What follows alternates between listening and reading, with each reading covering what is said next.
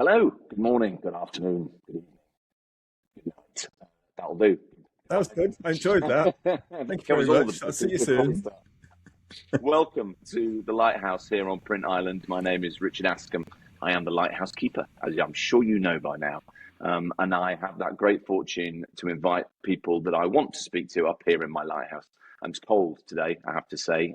So I've asked my guest to wear appropriate clothing. He appears to have got the memo. Good morning, good afternoon, good evening to Mark Stephenson. Hello, Richard Askam. How's life in isolation at the top of that lighthouse? Well, splendid is isolation. I think that's the best way to describe it. It gives me the chance to reflect and ponder, and largely I can say what I like and nobody's listening. So that's perfect as far as I'm concerned.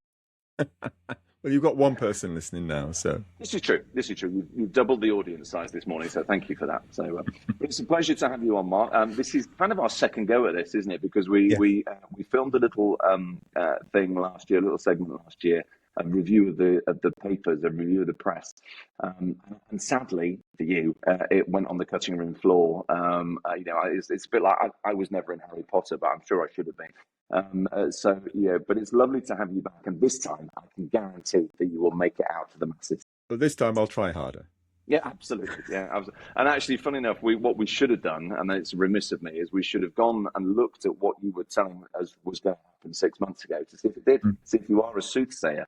Yeah. Well, gosh, what a status. Yeah, let's assume you were correct. I think that's there's always a crazy sort of wah-wah person on an island, isn't there? So maybe that's me. Yeah. You've just hired yourself. That's perfect. So good. Well, listen, it's lovely to see you. Happy New Year. This is the first time we've opened the Lighthouse up in 2026, and I guess it's a great starting point to sort of have a quick look back on 2025, which was let's call it an interesting year, I guess, from your perspective, and I'll let you tell the world who you are and what the hell you do in a second. Yes. But from your perspective and from Fuji's perspective, Fujiprint's perspective, what did 2025 sort of end up like, really, as one of those years to look back on? Well, for me, from my angle, so I work for Fujifilm. I work for the part that sells printing products and consumables to the commercial print industry, as well as packaging, as well as wide format. My focus is on inkjet and packaging, but I get involved in all kinds of things because I have the pleasure of being able to pick up stories and almost report on them, not quite in a journalistic style, with an angle, obviously. So I wrote a piece for Print Week at the end of the year.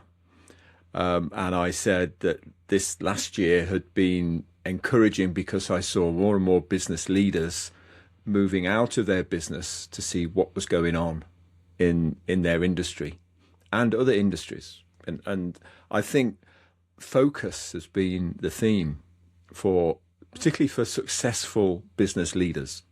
And it's the business leaders who make a company succeed or fail. And it's leadership that is lacking in a lot of companies that fall by the wayside.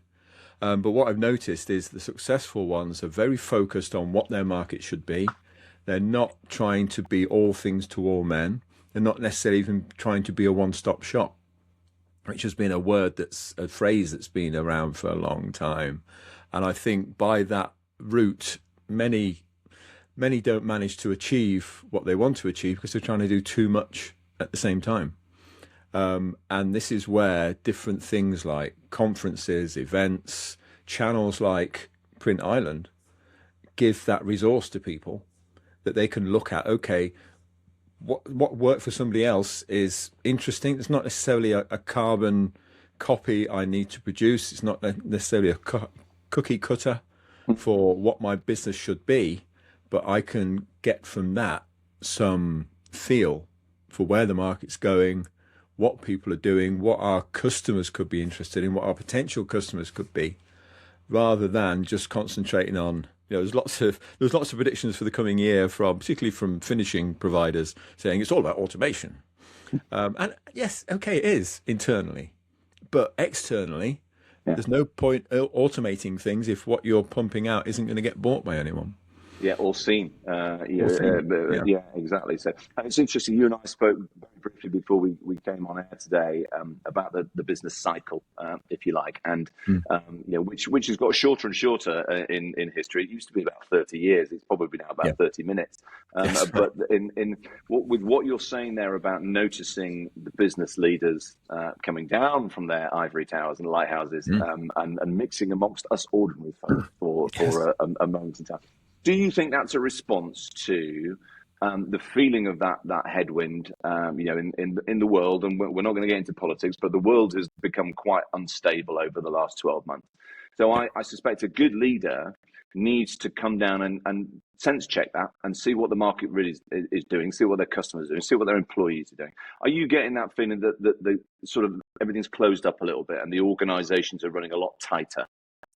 Yes, there is that, but I know everybody is a broadcaster and a sharer and a participant in saying what their opinion is, what's happening. So there's a lot more things.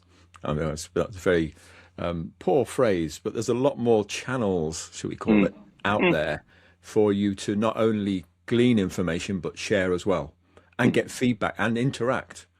And so I can be on LinkedIn, for example, which I am probably too much, but there we go.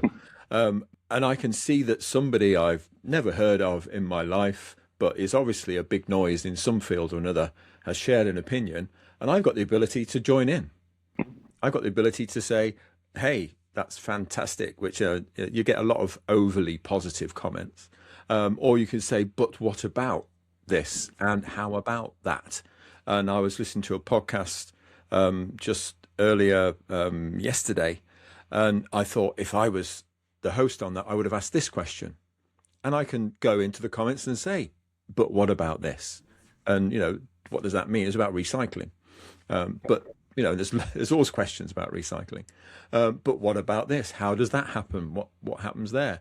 And so the ability to get a more holistic view of what's going on in the world is better than it's ever been. People decry social media as it's ruining our lives and we're doom scrolling all the time.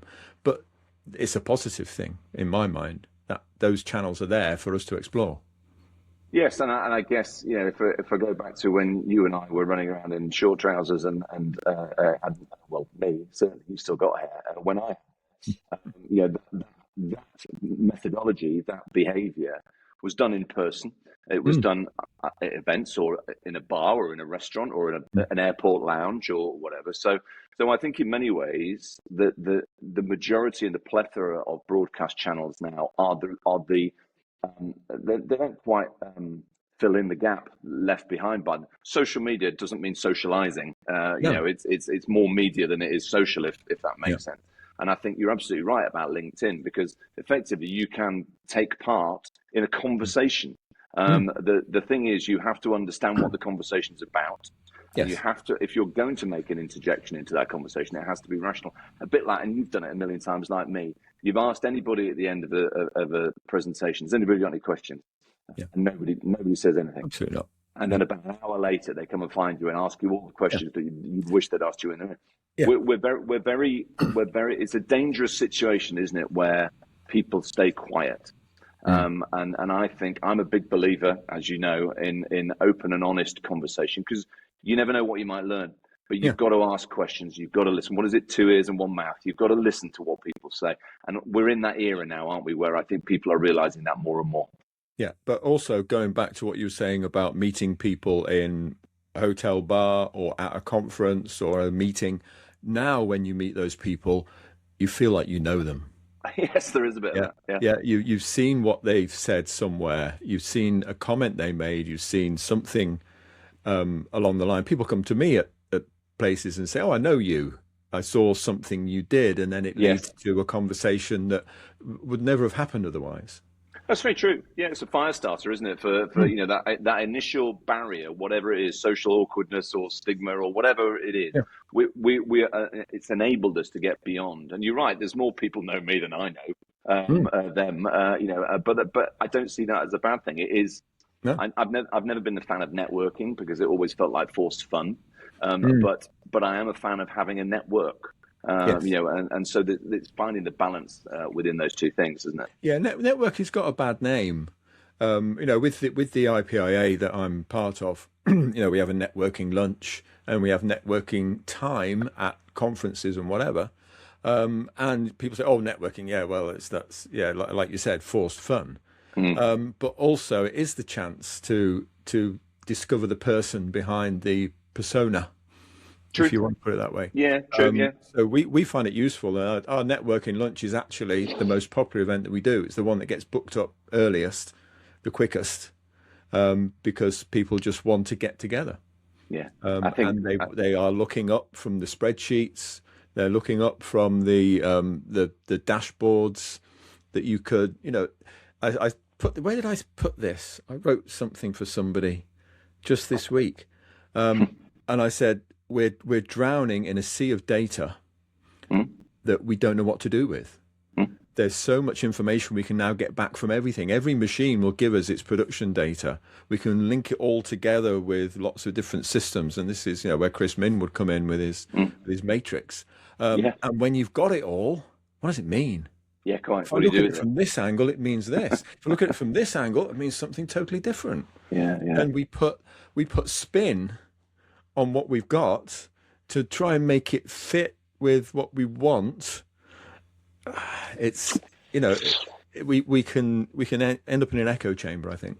And that's the risk, isn't it? And I learned a great expression years ago and I think it was an American golf coach that I heard it from, but it was paralysis by analysis. Yeah. I like that. Yeah. And we're at that risk point, aren't we? Yeah. Because we have access to so much information. And I go back to the days, when there were 3 channels on the TV, and there was a 6 o'clock news and a 10 o'clock news, and there was a story at the end about. You're getting very nostalgic now. I am getting nostalgic because I kind of miss it because the clarity of information that you had at that time was very, very narrow, but very, very accurate. And now there is a huge amount of information, some of which is accurate. So and then there you go, and it's a bit like which bit of my advertising is working, So we are, and I count myself amongst those people that it feels fortunate enough to be able to do this sort of stuff, and appear on people's laptops while they're eating their sandwich and dropping crumbs over the keyboard, and having listened. But the job of, as I see it, the reporters, if you like, rather than the journalists of the print industry, is just to show people what it's capable of, so that they go. The answer to that, I didn't know that question, should always be, well, here you go, let me introduce you to. And the networking, as I see it, is not the warm glass of white wine. I used to be in the wine business, so forgive me for being sniffy. But the warm glass of white wine and forced conversations with people. It's more about, I need to talk to you because you know somebody that knows somebody that I can get, and make that network work. Yes, yeah. And that's where hopefully we're both people who've been out of short trousers long enough to have quite a gallery of rogues that we know who might be able to help. Yeah, that's very true. Yeah, it's very true. It's too cold today for short trousers anyway, so that's we'll leave that one there. We've just been through the worst forced fun event of the year, which is New Year's Eve, and which I utterly hate with a passion. But we're into 2026, obviously, early part of January now. Yeah. Looking forward then. So you've got a busy year coming up, I'm sure. Within that cycle that we talked about, where do your expectations lie this year for 2026? We'll bite it up because I don't do business plans, Mark. I think they're a waste of time. But let's look at how do you see the world coming towards you? Let's say before this side of summer. Before this side of summer, okay. We've got Fujifilm. We've got financial year end, as many people have. So there'll be a mad scramble of tying up all the loose ends before the end of March, and then April will be okay. Here's the new year. It's a false dawn at the moment. It's not really the new year. So that's sort of our thinking at that time. And then it's so varied at Fujifilm. There are so many different areas and channels of business, of categories and segments, depending on how you slice things up. And from wide format to conventional or analog, and then digital and inkjet or toner. So everyone's, there's different business leaders in different areas looking at that. For the packaging and inkjet part, which is what I'm looking at, I'm hoping that this year is going to be the time when the penny drops, particularly among the packaging converters, that it really is time to do something now, because the guys who are doing something, they are, we blow the trumpet a lot about them, but there aren't many of them compared to the size of the market, and it's the market. It's not Fujifilm in its portfolio, though we always want to increase it. And everybody's in the same boat in that most packaging converters are still in the zone where it's about the long runs and the fast-moving consumer goods and the supermarket shelves. And as yet, the opportunities for digital print to get into those areas are slim, because you've been involved in Share a Coke. Yeah, it's personalization, but it's not personalization. It's mass. Yeah, customization. Personalization. It's a range of differentiation, but all with the same SKU, which is why it worked in retail. When it comes to then putting things on the supermarket shelf that have been digitally printed, then it's generally a different story. You can't do regional cornflakes, for example. Manchester United on a cornflake packet. It's the sell by dates, SKUs, whatever. No one needs that complication. But what I have seen in the past year, and I did a couple of video case studies on these, was digital print actually ending up in the supermarket. And we've got a press called the FP790, which is a flexible packaging press. And for the first time, I went into a supermarket, into Sainsbury's in Kenilworth, and I picked up a pack of Whitworth's nuts and seeds, and it had been printed digitally on a Fujifilm press. And this is a product that is sold not only across Sainsbury's, but Morrison's, Tesco's, all the other major ones. And they were very small packets, and you could get an awful lot on the width. And it was not a store trial. It was a product, a pouch product. And I'm just hoping we're going to see more of that. Because I agree. These technologies are ready for mainstream production. And they have been for a while, but it's the adoption of the logic that's been the difficulty. And I can remember standing up in front of a room full of packaging converters at somebody's demo center in Barcelona. No names, no factory. And this is about 7 years ago now. And saying, you should almost, and I'm saying this to them as the audience, you should create your own in-house agencies that disrupts your own business model yourself, so that there's no risk. You can almost see how this works inside your own business, and see how digital print, this was off the back of Share a Coke, so 2018, 2017, something like that. See how digital print could give you a differentiator in the market. And I watched as a room full of people stared back at me and went, what? And I still wonder, and lovely people, that's not the question, is it? It's more about the adoption of new technology. That whole, what's the adoption curve called? It's got a name, but the early stage adopters have been and done it. The middle ground where most people sit are still waiting to see whether it's worth doing. So I'm with you. I think the time is now right. The technology exists. The outlet exists. The consumer demand exists, which is usually, if you're writing a business case study, do people want to buy this? The answer is yes. So the job of work now is, so how do we do it then, isn't it? And I don't think we should put the converters down, or even the brands down, for not doing something sooner. I think they're fully aware of what's out there, and we're waiting for the needle to flip over to the right side, and it's starting to happen. Obviously, we're impatient. We want it to happen now. We want it to happen yesterday or even last year. But the more we keep talking about it, the more we keep showing the benefits of it and showing how it's working in the real world, then the more chance that people will look again. We sell a lot of presses based on 5 years ago, it wasn't right for customer X, but now it is right. Not only because they've changed the way they do their business, but we've improved the technology. And so that crossover comes in. So we were always saying to our sales team, go back to those people who said, not for me, thank you very much, or said not now, or whatever, or said never.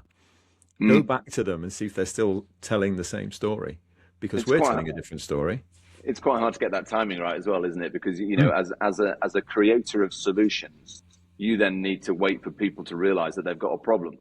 Yeah. And that can be as long as it takes in some cases, because, I've spent years doing this, that. You want to go and say to people, you need one of these, and they go, no, we don't. Yeah. And you will. Well, when I do, then I'll come back to you. So that I mean, how long is that cycle broadly between a solution being created and the penny dropping that the problem exists, and therefore there's a solution to fit? 3-5 years, do you think? It could be, yes. I mean, certainly that's not out of the question. I mean, it's when the penny drops, it's so hard to tell. It really is. When you've got a customer where the penny has dropped, and then you need to fight off the competition and get the order, generally you could say that's a 12 or 18 month thing. In rare cases, it's 6 months. People walking onto exhibition stands and saying, I'll have one of those, please. Yes. It does happen, but it doesn't they're happen rare often. birds, aren't they? Yeah, they are. But the awareness, making people aware, and then trying to, and I think the issue is we're very keen on saying to people, you've got a problem, rather than saying you've got an opportunity. Yeah. And I'm very wary of OEMs like us telling people how to run their business, because we always know best, and we always know the solution is one of our products. Isn't that a strange coincidence? What a strange coincidence. So I'd rather say, look, there's a load of opportunities. This is how customer X of ours has addressed that, and customer Y, but also just to speak of, more openly about where's the market going, what can happen, without getting into the analysis and forecasting of compound annual growth rates, which to me immediately rings alarm bells when people talk about that. Yeah. Oh, look, the market's going to grow by 43% in the next 5 minutes. Yes, exactly. Sounds like something the president would say. And again, like somebody, an unscrupulous president of some country unnamed might say. Yeah. I did hear a story about a president who won't be named, who was given some figures to go and present in his news conference, and inflated them all by 30%. When he came off stage, his press advisor said, why did you say 86% instead of 53? 86 sounds much nicer, doesn't it? Yeah, because that's how economics works. Absolutely. Yeah. So you can't trust anybody. Don't trust me. Everything I say is through the lens of what I do and what I want to achieve. No, I understand that, and I think it sort of feeds nicely into the next question, really, because you mentioned the fact that the rarity now of somebody coming onto an exhibition stand at a trade show somewhere and saying, "Can I have one of those, please?" Yeah. At what point does that make the exhibition and the trade show less ROI for you as a manufacturer? Sorry, I understand the question. Less okay. ROI? So as in the value to you as an exhibitor, if you're going somewhere where you kind of know that nobody's coming to buy, at what point what is the tipping point for ROI in terms of exhibiting? Yes. I mean, my whole job is unmeasurable outcomes. Yeah. Which is great, because no one says, Mark, you didn't achieve anything. Yes, right. Who knows what exactly what I set out to do. Yeah, I mean, and I've said this many times, but it's true.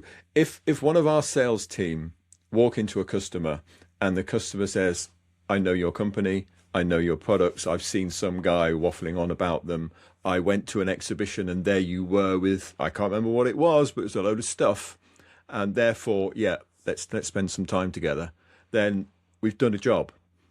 We've been there, we're present, we're part of the zeitgeist of what's happening in the print industry. And sometimes, yes, you just have to be there, and a presentation 80% of it is forgotten by the audience. That what they'll remember, did I like that guy who was presenting? Yeah. Did I get a good feeling about the company he represents? Yeah. Do I want to do business with a company like this? Yeah. And that's what, for me, that's what exhibitions do. And exhibitions live on, don't they? It's like, I see it as a mobile TV studio. You've got all those things together that you don't normally get together in one place. You've got a video crew, or or even you've got your phone in your hand and a decent mic. You can make any content you like. If you see me sitting around on an exhibition stand wondering what to do next, I've failed. I should be filling every minute with creating some more content, and talking to people and capturing. And that's the difficult. I don't know if you get this same thing. When you approach somebody with a camera, all of a sudden they freeze up. They don't want to know. Oh, I can't possibly do that. And what I like to do is say, okay, let's both talk to the camera. I'll come round your side and we'll have a conversation. The camera's just going to watch. Yeah. Just going to watch that conversation. Sorry, I'm getting off topic. But no, it's fine. Yeah. No, it's part of it, really, because I think as we were saying earlier on about the plethora now of content creator and what you do need a stage, you do need a platform, an environment, a studio, call it what you will. And I guess to a certain extent, the trade shows that continue to exist. I did wonder after COVID whether there would be a shakedown in the quantity of trade shows. They all do seem to have come back largely in one shape or form. They're coming back. Yeah, the figures are still increasing, not to what it was before COVID, but they are increasing. No, and that's the interesting thing, isn't it? If people are seeing it as an opportunity to not only build a brand, obviously, and meet people and shake hands, obviously, but actually use them as a content creation outlet as well, because as you rightly say, there's very few times when you can stand with somebody and end-to-end film a workflow effectively. It's not that easy to do, unless you're in somebody's print shop. So I guess in many ways now, the trade show is almost becoming an advertising content creation setting, for the major brands, and you're brilliant at it. Anyway, which is why I think the content that you put out there is so watchable, because you've recognised the nervousness and the fear, and you can see it in their eyes when you approach somebody with a camera. If you can do what we're doing now and just sit down and chitter-chatter about nothing, that's me. It. You've got me. You've encapsulated my career. Well, me too, because ultimately, I'm a big believer, Mark, that the audience is much more inclined to want to listen to something that sounds interesting than something that you tell them is going to be interesting. And presenting now, in my view, is less about I'm going to show you something.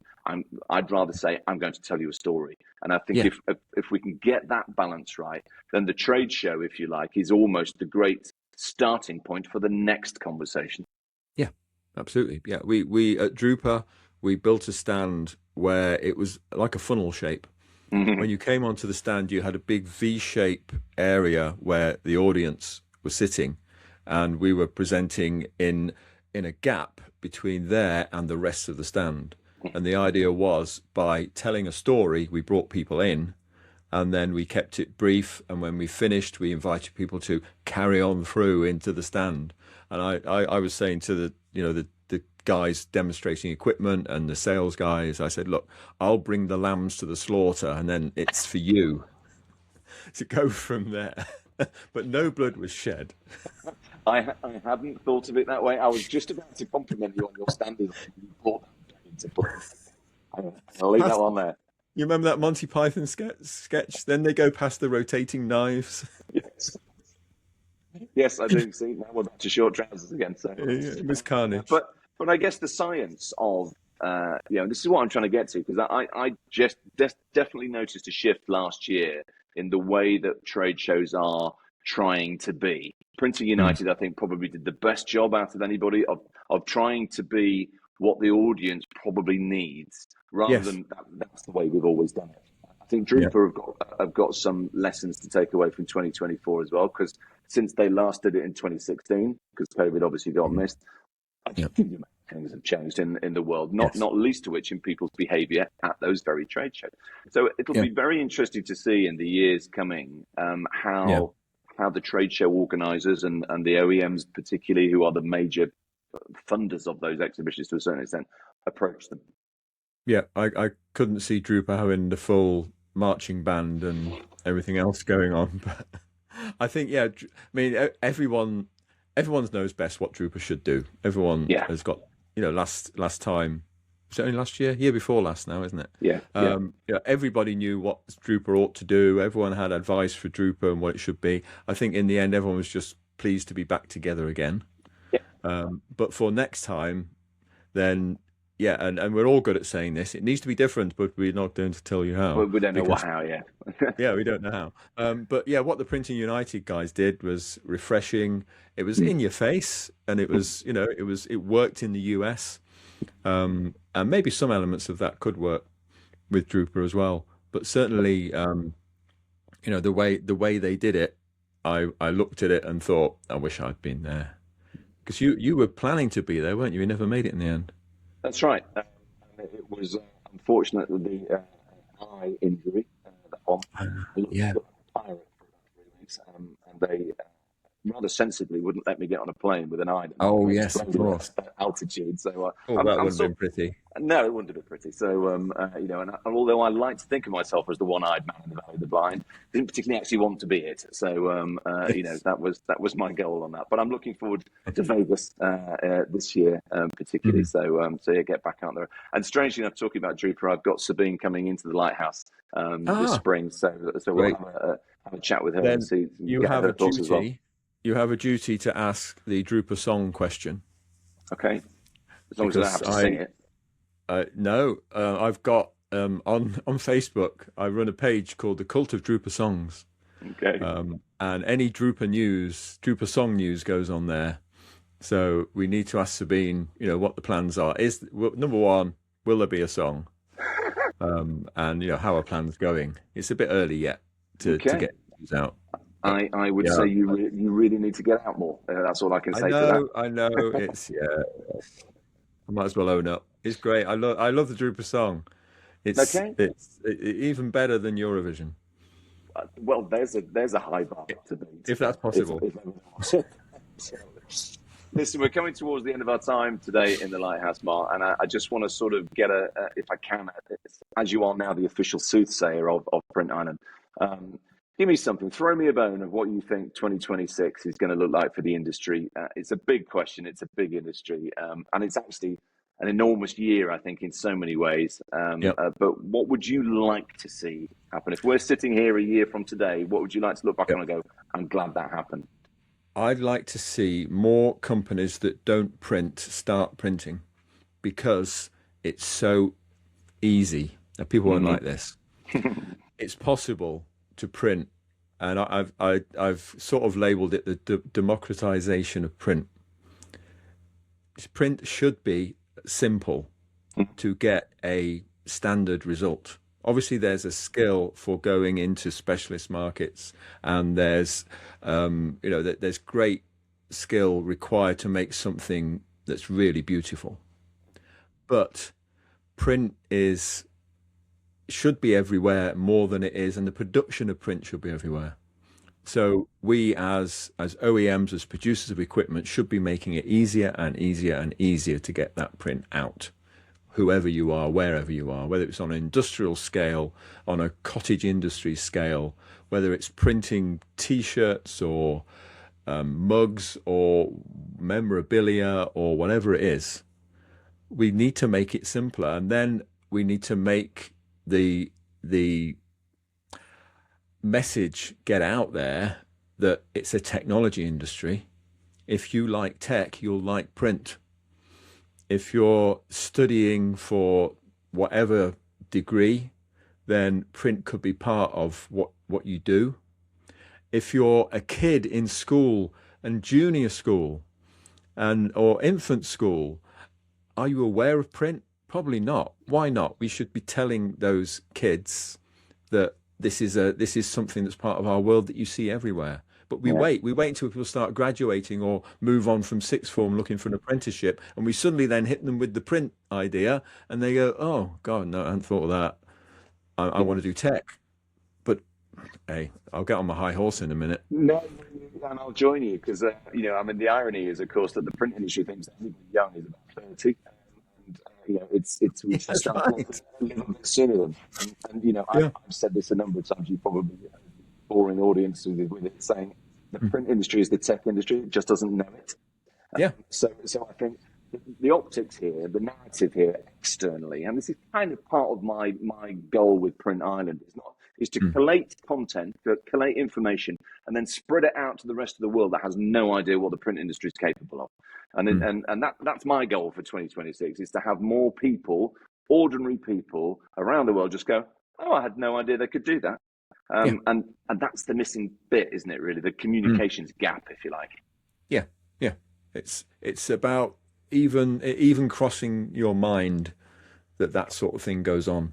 And it's not an easy one to get to that age group, that demographic, because we're not in it, and we're probably written off as old fogies. And so we therefore need to give that challenge and the resource to do that to people in that age group or nearer to that age group. Agreed. Who can influence. Yeah, well, I will join you on that high horse, sir, because I think that's a good mission. So, and listen, thank you for taking the time for joining me on Print Island today. It's always a pleasure to chat to you. I'm sure we will bump into each other somewhere in a beige hotel somewhere around the world at some point this year. Yes, I'll try to avoid a beige hotel. Yeah, me too. But genuinely, Mark, thank you for joining me on the Lighthouse. It's always a pleasure to hear your thoughts. Yeah, no, it's good to talk. And let's do it again. Good stuff. Happy New Year. See you soon. All right, and to you.